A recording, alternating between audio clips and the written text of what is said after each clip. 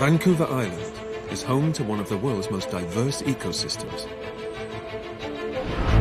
Glacier-capped mountains, ancient forests, nutrient-rich oceans, and a network of rivers and creeks that support a wilderness like no other.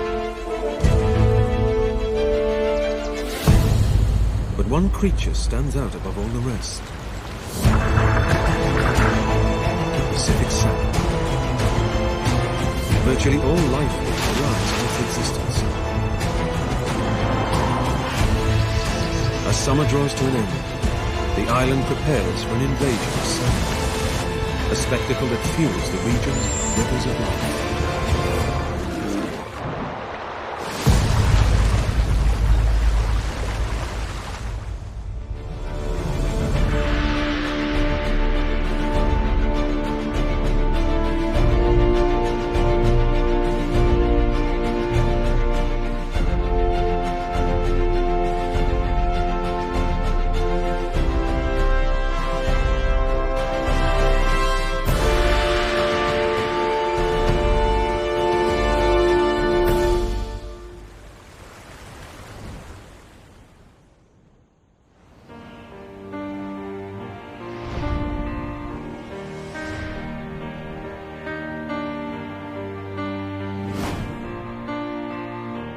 Hugging the west coast of Canada, Vancouver Island stretches approximately 450 kilometers long by 100 wide.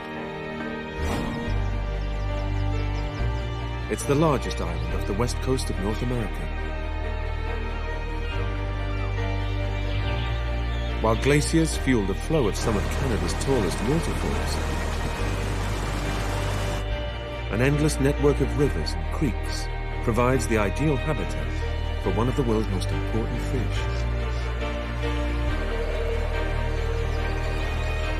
Each year, 500 million salmon leave the sea to return to their spawning grounds in the rivers of North America.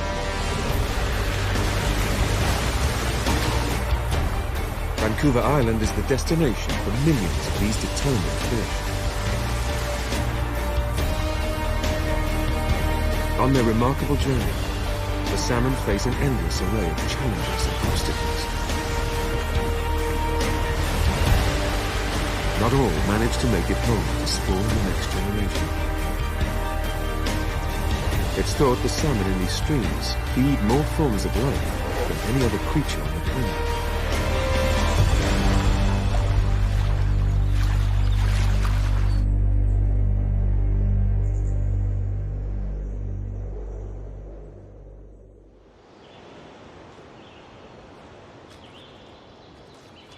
It's late summer on Vancouver Island shores, and the temperature is beginning to drop.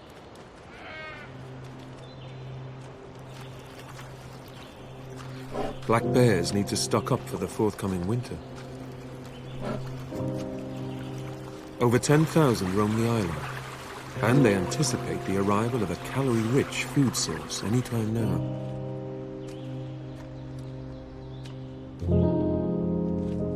But they'll have to remain patient.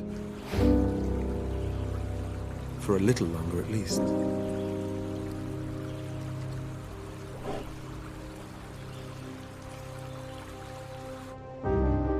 At the northern tip of the island, in the Johnston Strait, millions of salmon converge after having spent up to 5 years at sea in the Pacific Ocean.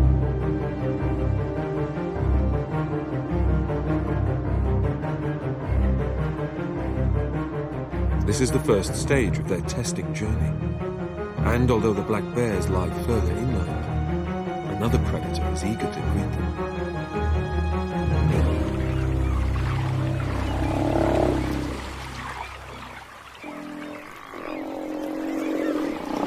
Named after the naturalist George Wilhelm Steller, who first described them in 1742, Steller sea lions are the largest of all sea lions. They can reach over 3 meters in length and weigh more than a ton.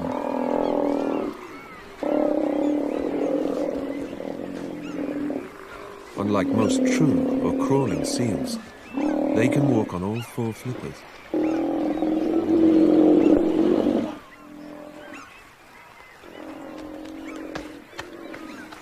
Sea lions also have visible ears and are often much more vocal than their counterparts. Sounding like a group of grumpy old men, the males constantly bicker for a better position in coastal waters.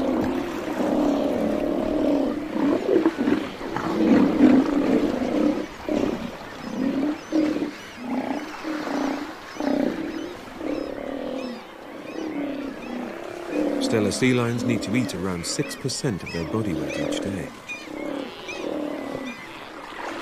Soon, hunger kicks in, and it's time for a spot of fishing.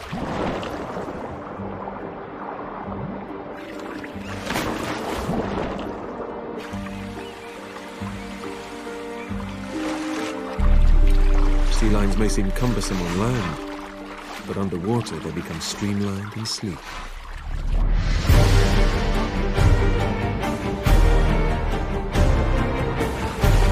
Hitting speeds of over 30 kilometers an hour, they make tight turns to outmaneuver their prey.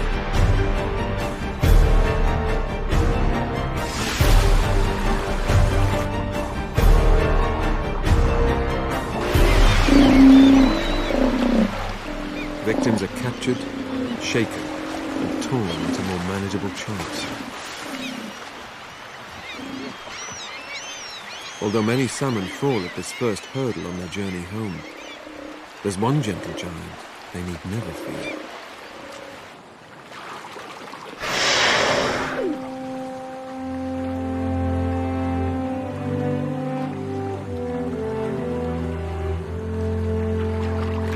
Humpback whales can reach 16 meters in length and weigh more than 36 tons, making them the 5th largest animal on the planet.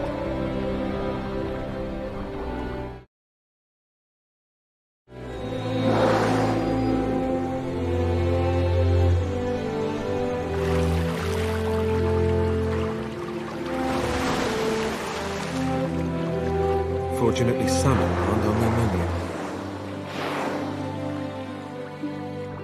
The humpback's enormous frames are fueled by small schooling fish, like herring, and swarms of tiny shrimp-like crustaceans, known as krill.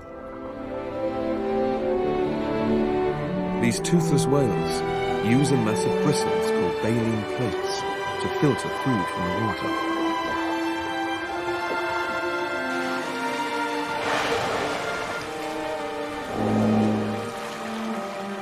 Like the salmon, the humpbacks are also about to embark on a mammoth journey. They spend each winter in the warmer southern waters off Mexico and Hawaii, around 5,000 kilometers away. This is where they'll breed, before returning to Vancouver Island's food-rich waters, with their calves in tow.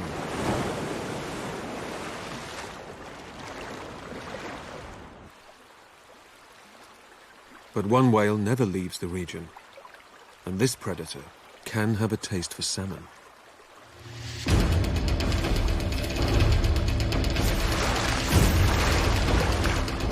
Killer whales weigh up to 9 tons and roam the island's coast in pods of up to 30 individuals. Unlike humpbacks, they have over 20 pairs of conical interlocking teeth.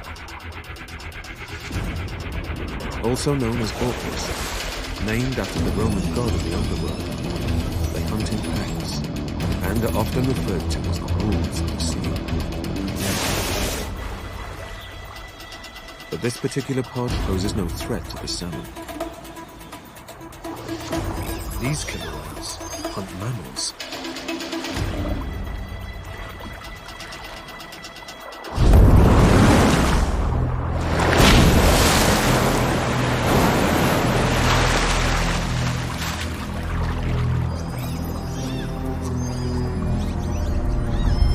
While the resident pods of orcas eat only fish, this visiting group goes for much larger prey, such as sea lions.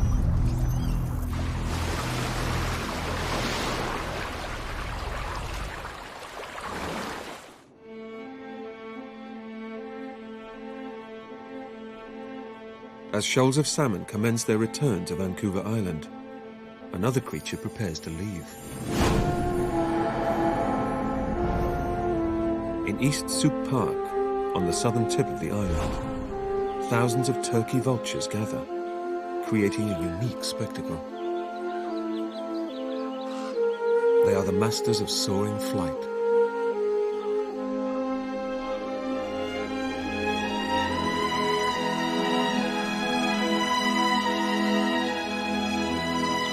Turkey vultures breed along the entire length of the island, but during winter they head further south to mainland America.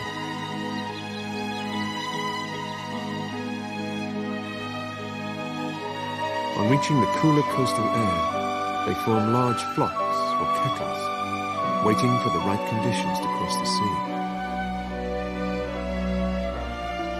Turkey vultures aren't strong flyers, so rely on winds and thermal currents to keep them aloft. This efficient way of traveling uses just a fraction more energy than when they're standing still.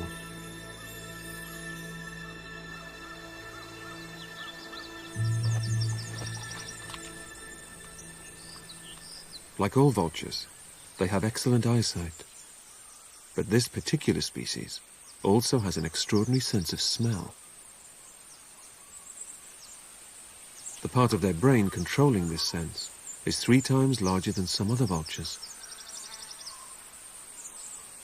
Turkey vultures also lack a nasal septum, the wall that separates the nostrils.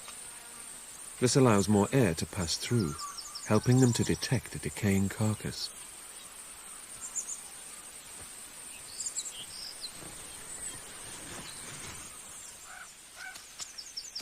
Carrion makes up the majority of their diet. They lack the sharp beak and talons used by other birds of prey to make a kill. Their feet more resemble those of a chicken.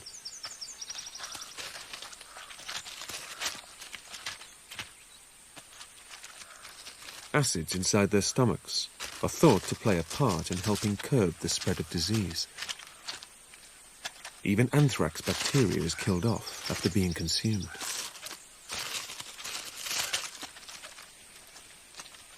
Despite their decaying diet, turkey vultures are one of the cleanest animals around. Constant preening and a featherless head keeps germs and microbes to a minimum. Along with drying and warming their bodies, this spread wing stance in the sun also bakes off bacteria.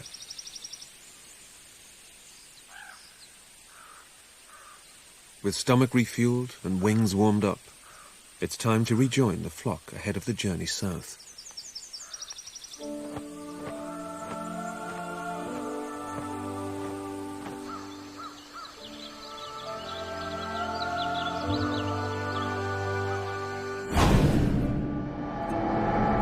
"100 kilometers further north, along the Englishman River, one creature is busy stockpiling food for the winter ahead.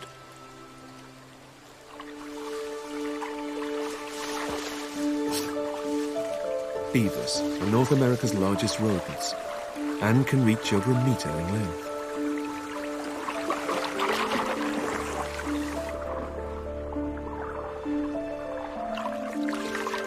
Most of their time is spent building dams along the region's fast-flowing streams.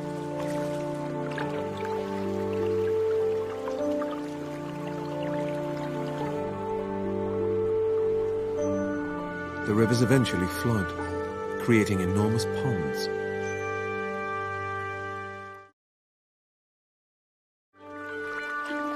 This way the beavers can remain in water and reach their favorite trees without having to travel on land. Beavers only eat the inner bark of trees and shrubs, but will gnaw through huge trunks to create a dam.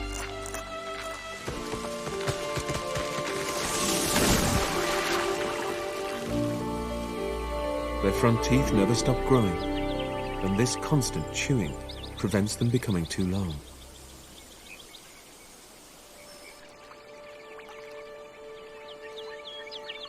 Beaver ponds play a key role in the life of Pacific salmon. These vast, calm stretches of water trap nutrients flowing downstream.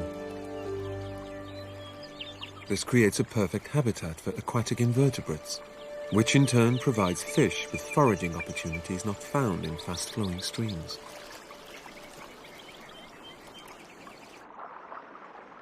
These juvenile salmon hatched 6 months ago following last year's spawning. They'll spend the next year or so in these freshwater nurseries before they're large enough to head out to sea. At around 3 years of age, they'll return to this exact stretch of water to breed.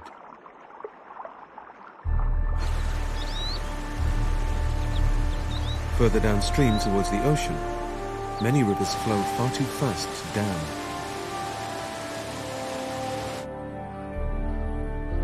A stretch of mountains running the entire length of the island gives rise to some of Canada's most spectacular waterfalls.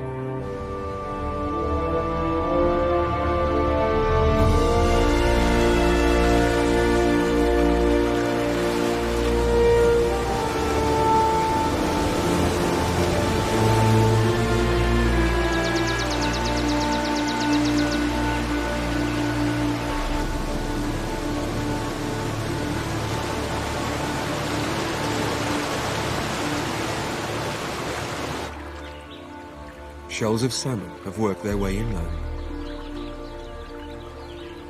Using an extraordinary sense of smell, they've homed in on the freshwater river in which they hatched. They can sniff out a single drop from their nursery stream in almost 10 million litres of seawater. But the salmon aren't home and dry yet.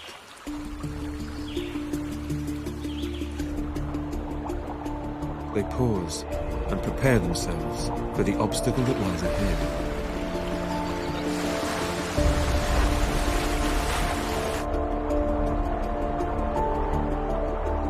These salmon were born to return to their spawning ground. And nothing short of death will stop them.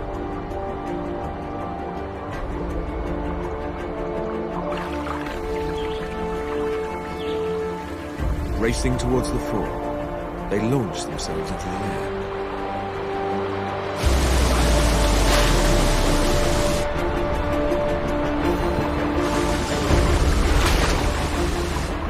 Beneath the white froth, water is squeezed back up to the surface.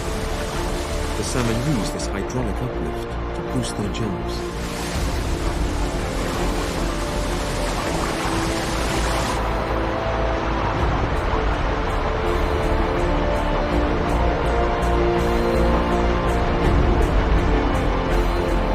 Initial leaps are rarely successful.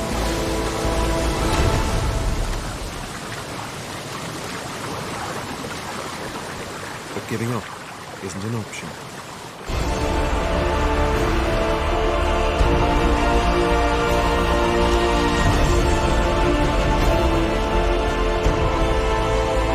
Eventually, perseverance pays off.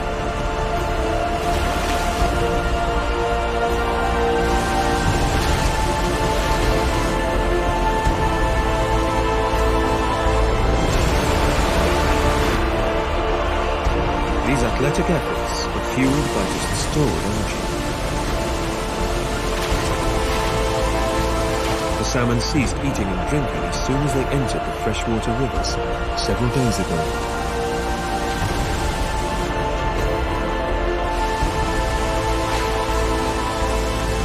For some, the journey home has already taken its toll. Taking time out to catch your breath can be a costly mistake.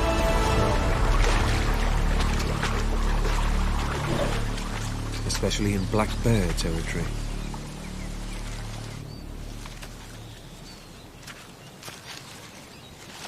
Vancouver Island has the densest population of black bears in the world.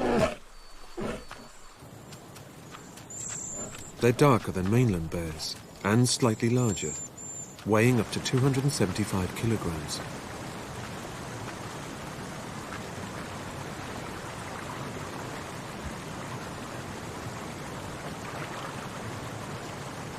Although largely vegetarian, feeding on grasses and berries for most of the year, they are the island's largest predator.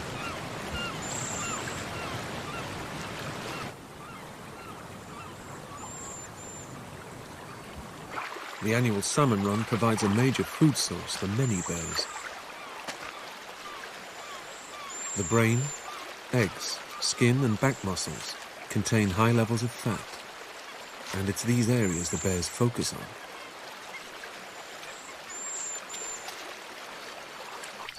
They can each eat up to 15 salmon a day.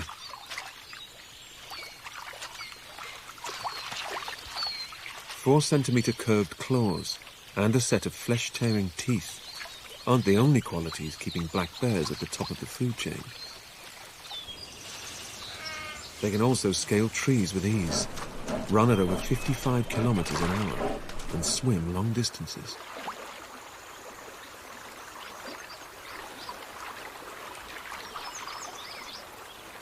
To top it off, their sense of smell is 7 times sharper than a bloodhound's. Despite these impressive attributes, catching live salmon in these deeper waters is easier said than done.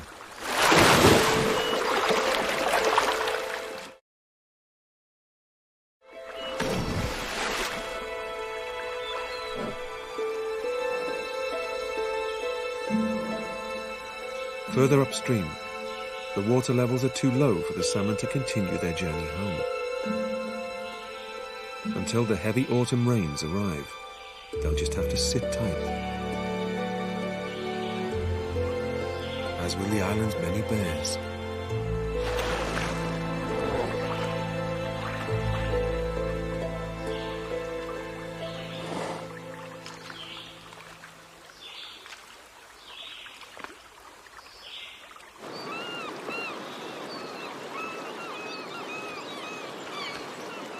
Black bears play a vital role in Vancouver Island's ecosystem. Not all salmon are completely consumed after being carried into the forests, and this has a significant effect on the surrounding land. When these carcasses break down, nitrogen, phosphorus, and other nutrients are absorbed by the surrounding vegetation.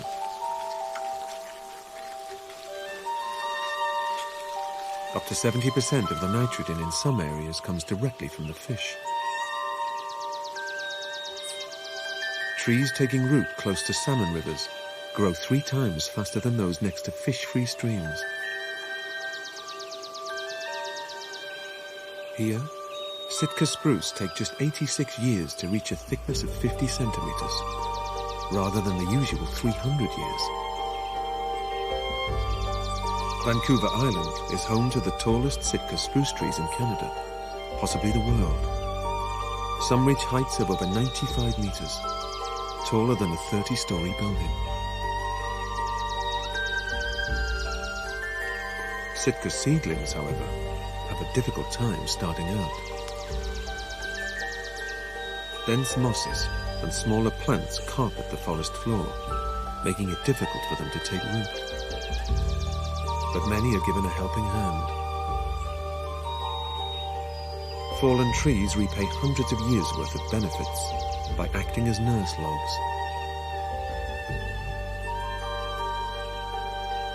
Seeds landing on these downed giants already have a height head start, as well as an open area to germinate and develop.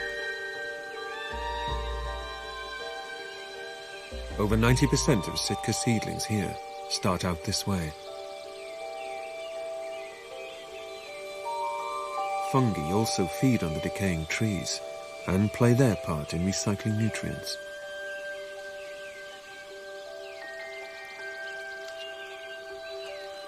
This Pacific banana slug is the second largest land slug in the world and can grow up to 25 centimeters long. They're fond of mushrooms and spread seeds and spores when they eat, after which they excrete a nitrogen-rich fertilizer.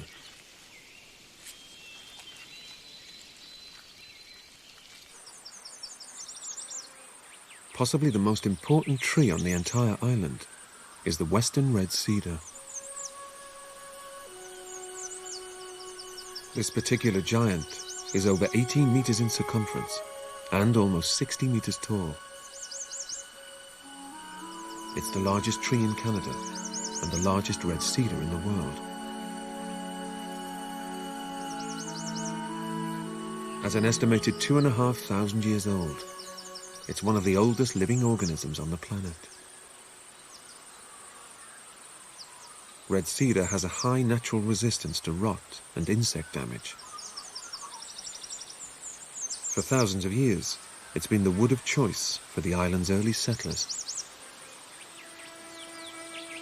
This half-finished warrior canoe still bears carving marks made before it was abandoned several centuries ago. Back then, people lived off the land and had a deep spiritual connection with all living things, especially the island's salmon and huge cedar trees.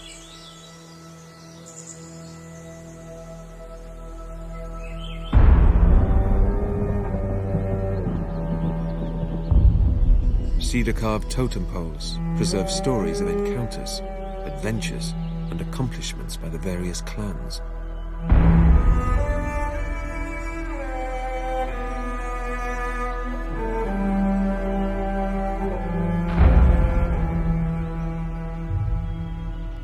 The Namgis people have lived off the northeast coast of the island for millennia. Ancient culture is kept alive through oral history and ceremonies.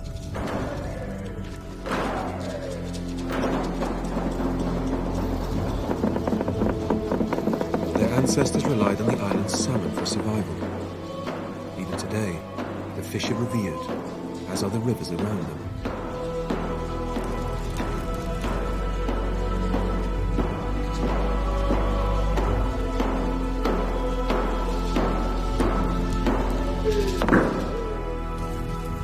It's said that long ago, when the world was young, a man was approached by a spirit being. The spirit asked him if he wanted to become a mountain. The man refused, because mountains eventually crumble away. He was then asked if he'd like to become a cedar tree. The man also refused, as trees can split, fall and rot.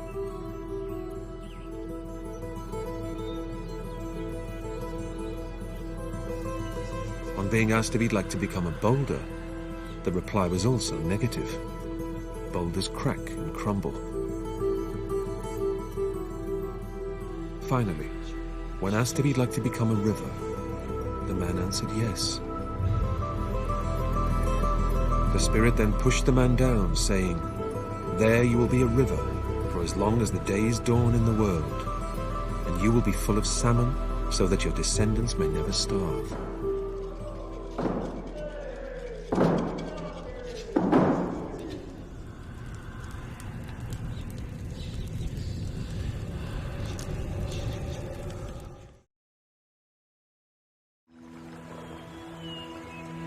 The river became the largest on Vancouver Island and eventually bore the name of the Namgis. It's now known by its modern name, the Nimkish River.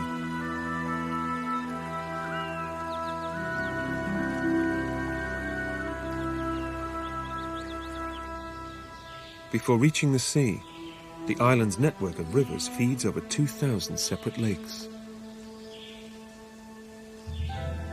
Nitinak Lake lies so close to the coast, it contains mostly salt water.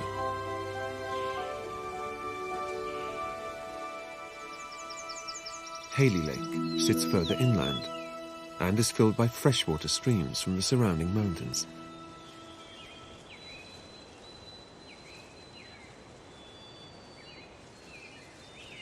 On these inclines, one creature makes the most of the autumn sun before bedding down for winter.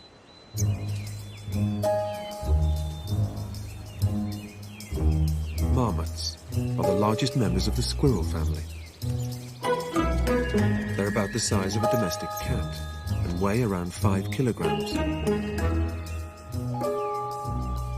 Vancouver Island marmots are the rarest marmots in the world. At one point their numbers dropped to just 25, but are now slowly recovering.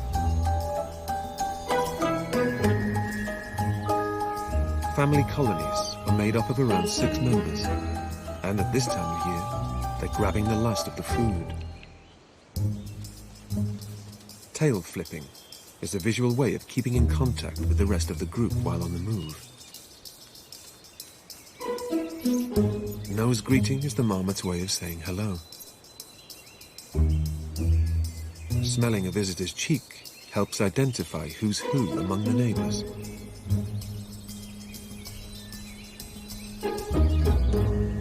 Most marmots live above 1,000 meters, where open alpine meadows provide a variety of grasses and herbs. Lupins are a particular favorite. In the next few days, the marmots will hibernate in their burrows to avoid the winter cold. They'll have lost 1/3 of their weight by the time they re-emerge in April.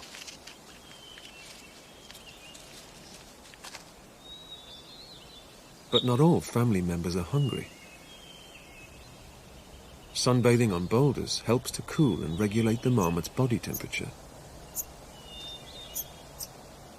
These elevated vantage points also provide a lookout tower to spot predators.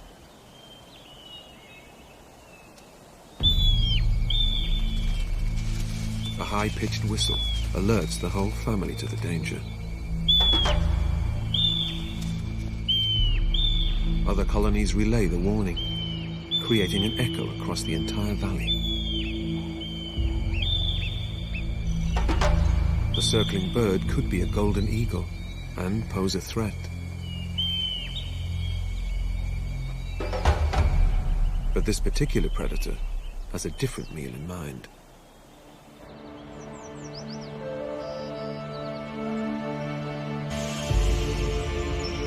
The bald eagle is the most iconic bird in North America.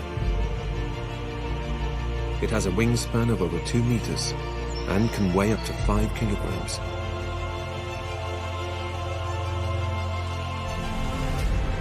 Despite its name, it isn't bald.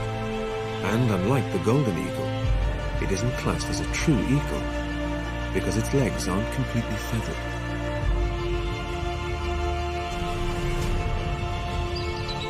However, it's the only eagle exclusive to North America and the only member of the sea eagle family living throughout this range. Bald eagles are expert at fishing.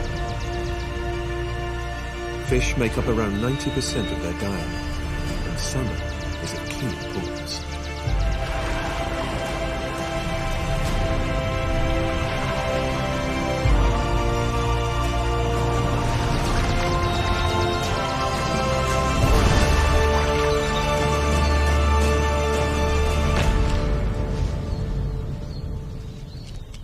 This particular eagle isn't searching for food in the rivers and lakes. Hunting fish requires lots of energy, and it's thought that only 1 in 18 missions are successful. Panting helps to regulate body temperature.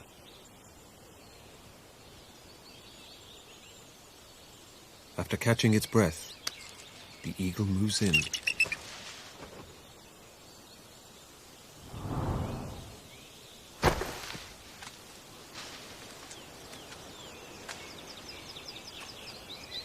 It shields the find from other predators, an act called mantling. Dead or discarded salmon make up a major part of the bald eagle's diet. This bird is no fussy eater, and a black bear's leftovers are a welcome meal.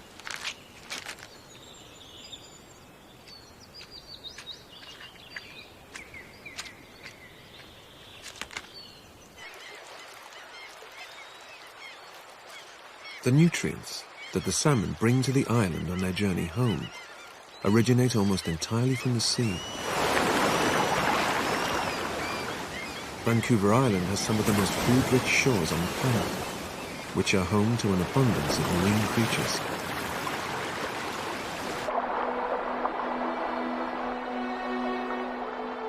This intertidal zone is a colorful cold water paradise that puts many tropical reefs to shame.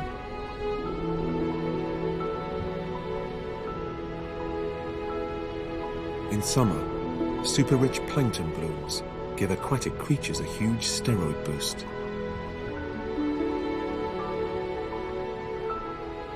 During winter, the water temperature drops to just 5 degrees Celsius.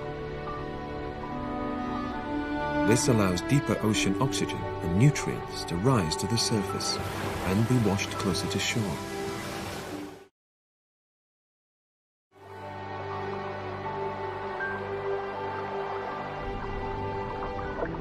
Barnacles sweep the plankton with their fan-like feet.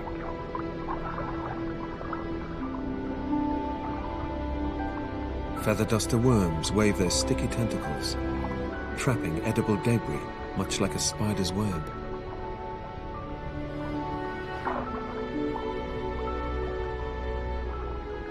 Starfish here grow to enormous sizes. Some, like the sunflower star, reach up to 1 meter across. These giants can have up to 26 arms and 15,000 tube feet. They can move at over 1 meter a minute.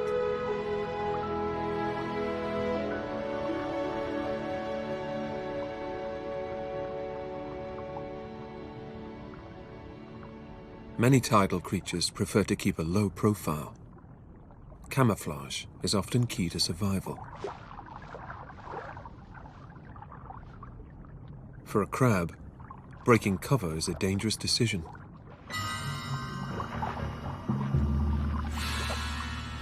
The intertidal zone is patrolled by a monster.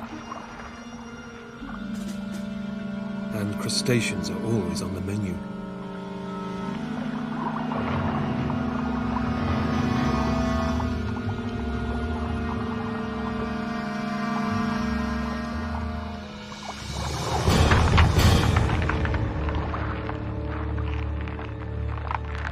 The giant Pacific octopus is the largest in the world. It can have an arm span of over 9 meters and weigh more than 250 kilograms. Fish, sharks, even birds are sometimes eaten.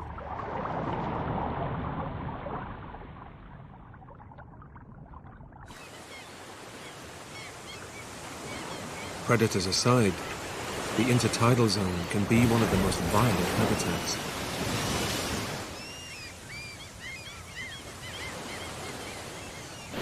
High tides bring crashing waters capable of crushing anything untethered or not glued to the rocks.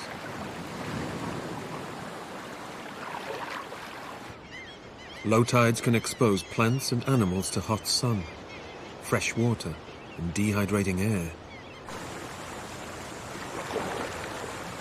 In one location, boiling sulfur-saturated water is even thrown into the mix.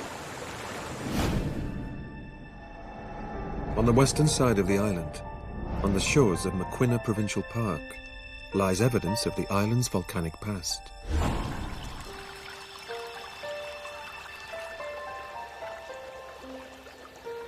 Boiling spring water bubbles up from deep in the earth. It cascades along a series of rock pools before finally entering the sea.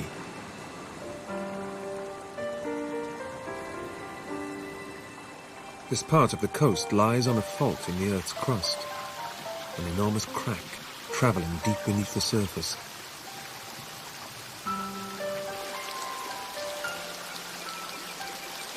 This water hasn't seen daylight for hundreds of years. It's traveled over 5 kilometers towards the center of the Earth and back. On its slow journey through the rock layers, the water is geothermically heated to over 100 degrees Celsius before pressure forces it back to the surface.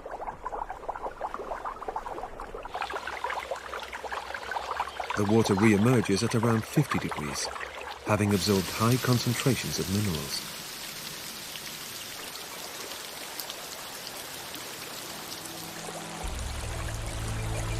While boiling water bubbles at sea level, 2,000 meters higher up, ice is a year-round fixture on many of the island's peaks. Along with volcanism and the collision of tectonic plates, Glaciation also played a major part in the region's formation.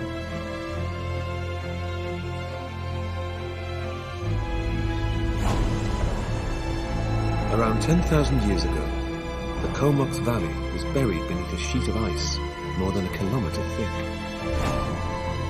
As it moved, the glacier gouged valleys out of the land below. The climate eventually warmed and the ice sheets melted. Most of it, at least. The Comox Glacier still looms over the valley.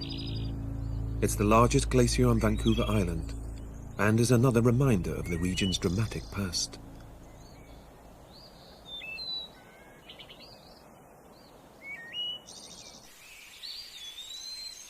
One volcanic byproduct had a magnetic effect on the human population. It attracted people from Australia, California, and virtually all parts of the world. In 1864, gold was discovered in the island's rivers, and prospectors stampeded to get here. Some streams yielded up to 120 kilograms of gold a year, around £5 million worth by recent values.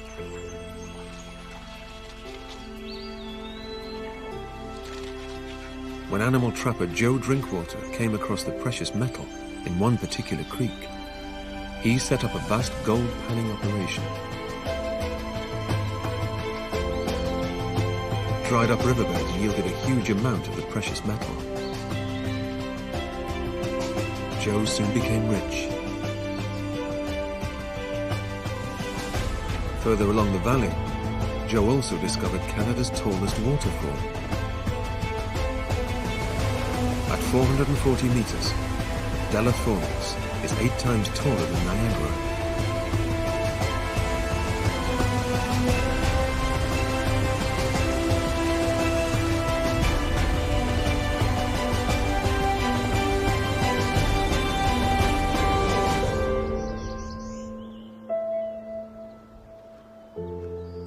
Joe eventually sold on his prospecting claims, but even today his name lives on in Drinkwater Creek, as does that of his wife, Della.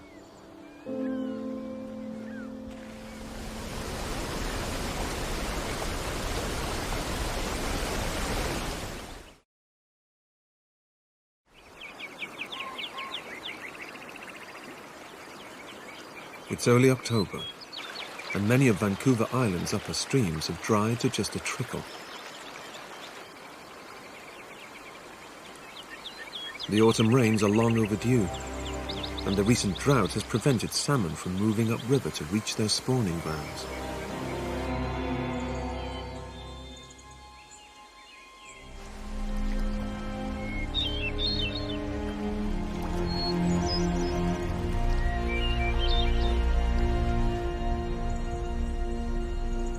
But it appears change is in the air.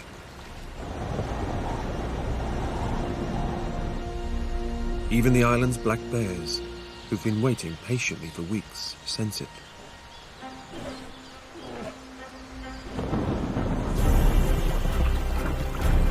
Soon the rivers are in full flow.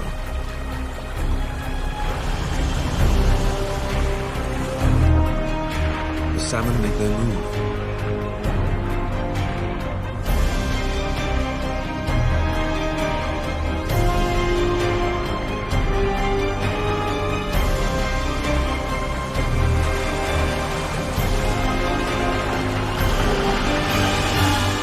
So do the bears.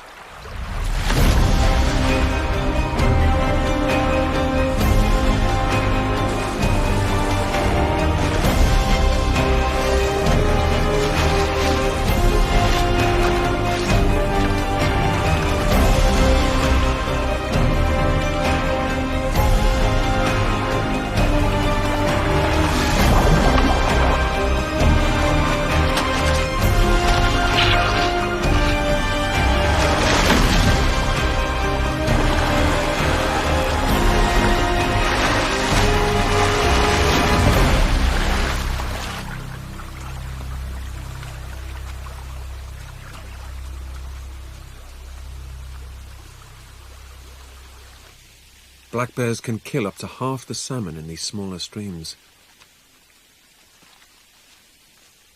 They can each consume up to 20,000 calories a day when stocking up for winter.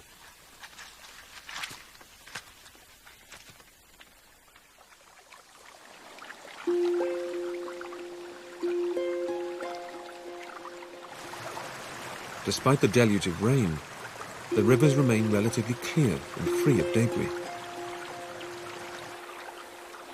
Tree roots in the surrounding forest hold the soil, which filters water before it enters the streams. These rivers contain some of the purest water in the world.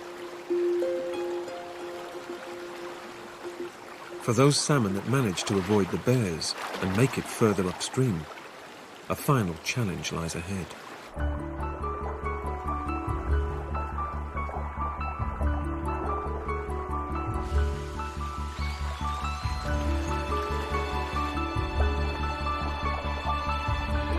Males at this stage are often gaunt, with hooked jaws, humped backs and battle-torn fins. Many females display large white patches of bruised and diseased skin. Fortunately, their mission is nearly over.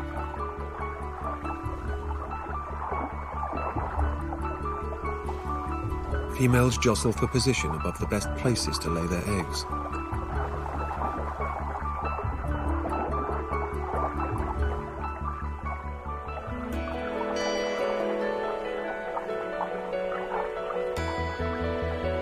Males line up behind, fighting off competitors.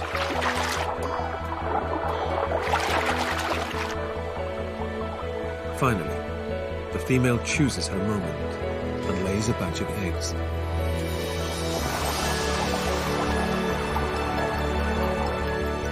The male instantly moves in to fertilize them.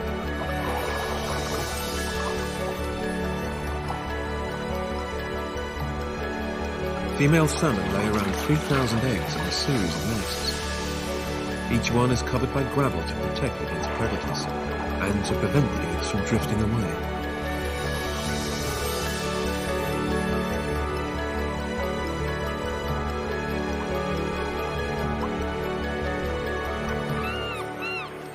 But even before they've hatched, the salmon's battle for survival begins. Glaucous-winged gulls paddle their feet along the freshly visited spawning grounds. Dislodged eggs are a protein-rich delicacy.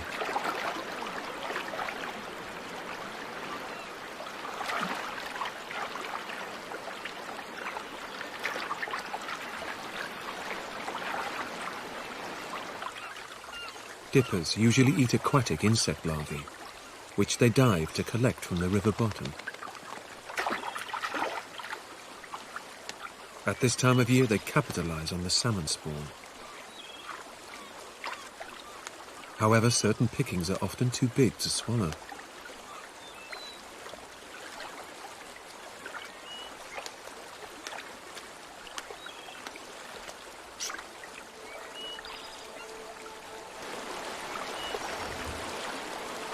Only 10% of salmon eggs will successfully hatch.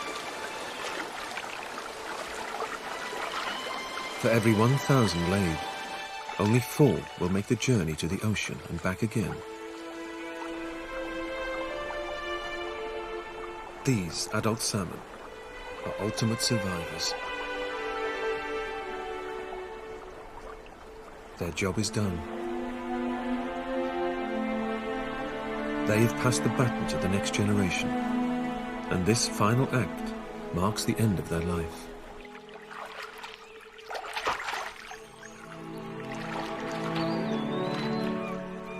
Pacific salmon always die after they've spawned. Through a combination of exhaustion and the effects of moving from salt to fresh water, they breathe their last in the same streams they started out in.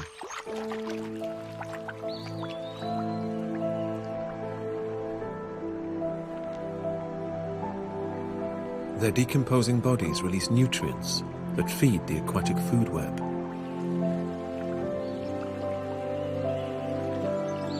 This, in turn, will nurture the next generation of salmon throughout Vancouver Island's rivers of life.